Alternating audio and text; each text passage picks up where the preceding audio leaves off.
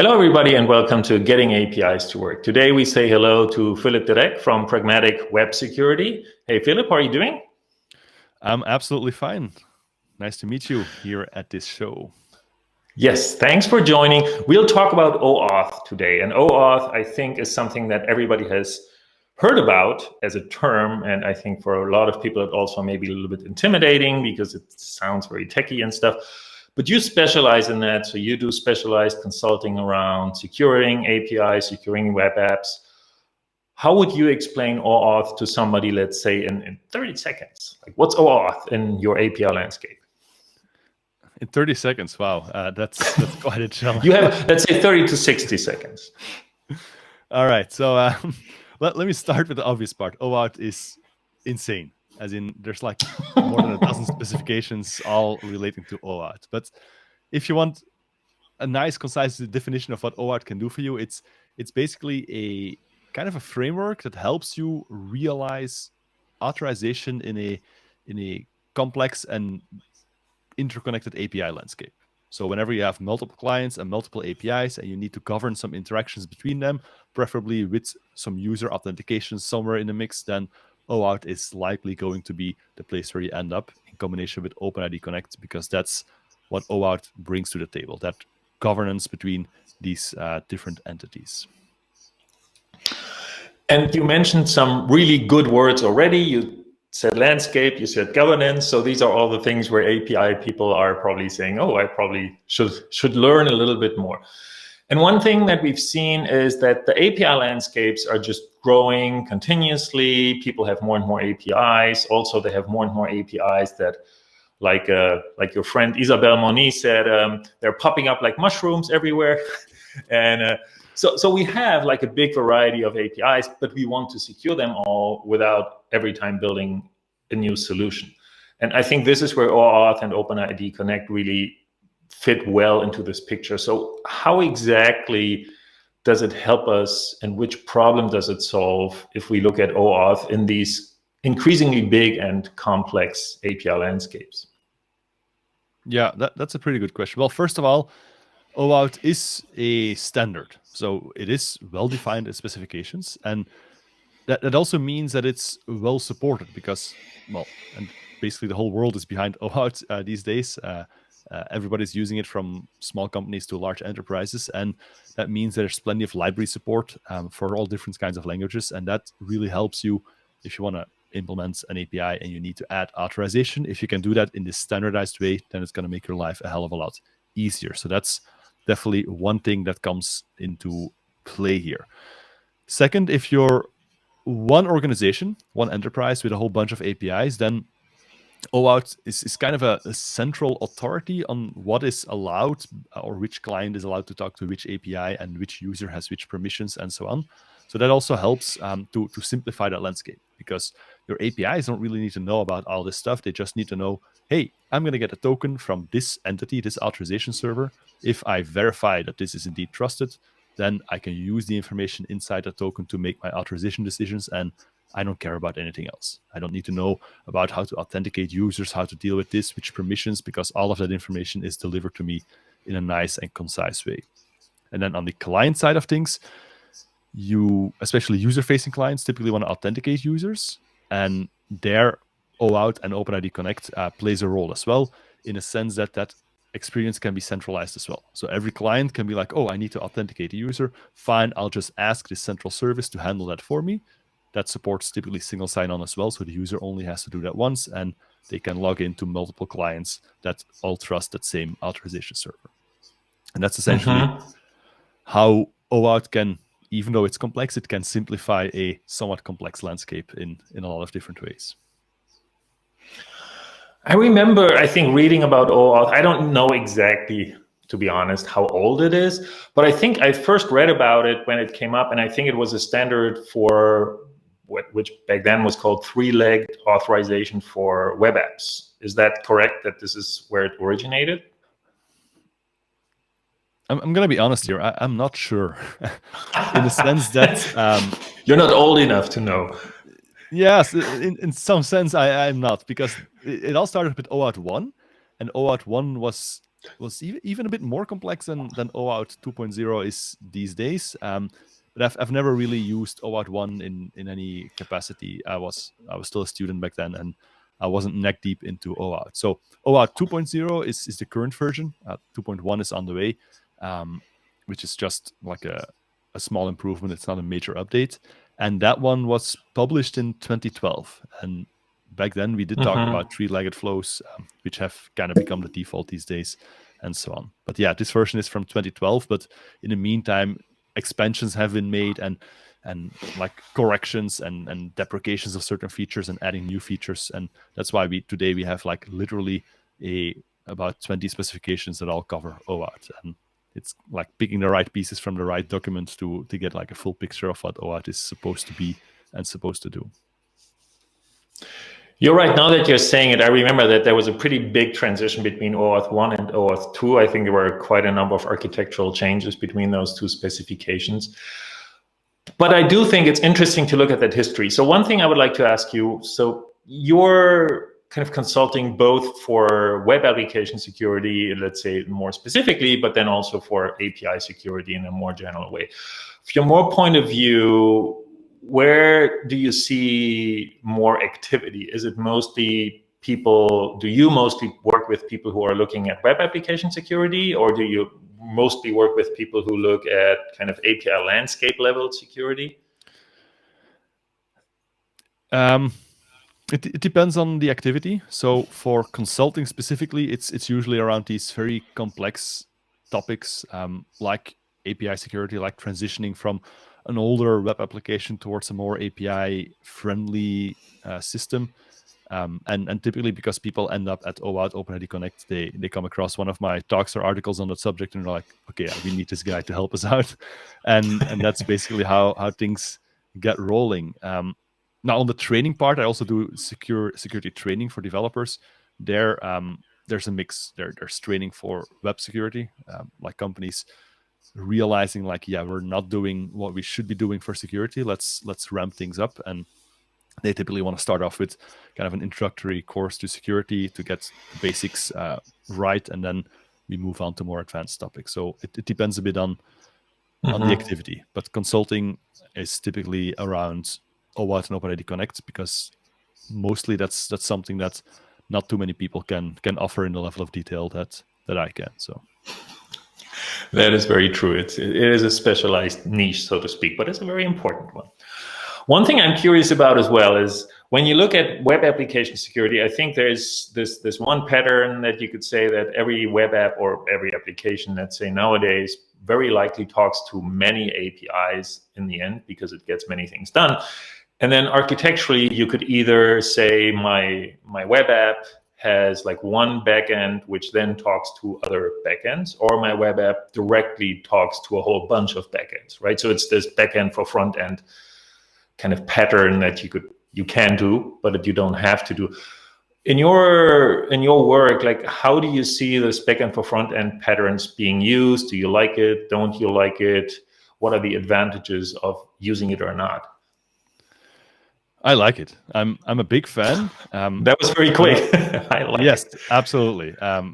100%. But unfortunately, my side of this argument is not very well populated, in the sense that a lot of web developers are very used to just do their thing in either, well, it used to be server-side generated pages, and now it's a front-end app. And if you tell a front-end developer, like, yeah, before you call an API, you have to add this thing in the middle and also build that, it causes quite a bit of friction. And a second point here is that OAuth actually has native or built-in support for these front-end clients. Like a JavaScript application can be a full OAuth client application, which is an easy path forward if you want to go there. The downside from my perspective is, well, the thing you mentioned as well, it becomes pretty messy if you want to talk to a whole bunch of APIs. But from a security perspective, it's much easier to keep sensitive data secure in a backend for frontend, in a server-side component, than it is in a front-end application. And there's a couple of people in this OAuth world that tend to agree with that, and some other people are against that opinion, and they think the security of front-end applications is good enough. And it very much depends on the level of risk you want to take. Then we talked about this before the show briefly. Like, it's always about trade-offs, right? It's about what do you think is acceptable and how much effort do you want to put into potentially mitigating that risk. And it's the question is, where do you land on that issue, and that's going to drive your preference for a BFF or for just using frontends directly. One thing I'm curious about is that I think in many cases developers don't make these choices out of like fundamental ideas of I like B backends for front ends or I don't. Most of the time I think they just do it by convenience and say, well, this is easier for me to build than something else.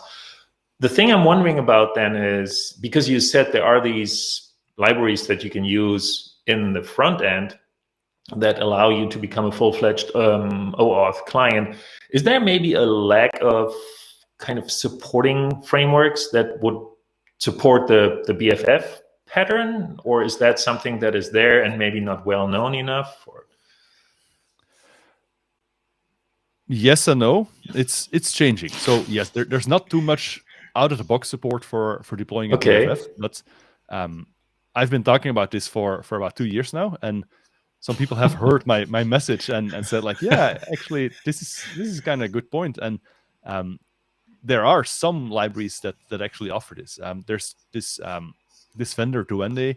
They have Identity Server, which is quite popular in the .NET world, and they have a library or a component that allows you to deploy a BFF very easily, and it handles all of the heavy lifting basically. And a second example I can give you is very fresh off the press. It's from Manfred Steyer, an Austrian Angular expert, and he also maintains one of the OAuth libraries for Angular, and he has built a library that handles the BFF part as well. So things are changing, but it's a slow transition. And the main driver, as you said, I want to pick this back up. You said out of convenience, and I fully agree with that, because at the end of the day, a developer is not sitting at their desk like, how can I make the most secure application? They just want to build an application that's doing what it's supposed to be doing and is secure at the same time. And we can't expect them to spend days or weeks on figuring out the absolute best security solution. And that's where architects come in, and even higher up, where management has to step in and say like, okay, security is important. We're going to do this like this and this because of these reasons, and work out a system that does that, and will support you every step along the way. And the organizations that do that, they tend to have more secure architectures than the organization that just push as much through as possible, as fast as possible. Very, very true. Yes, the good old carrot and stick, right? It's like one way of doing architecture is the stick kind of architecture, where you just tell people you cannot do this or that, and then they might still do it because it's just faster and allows them to get a job done.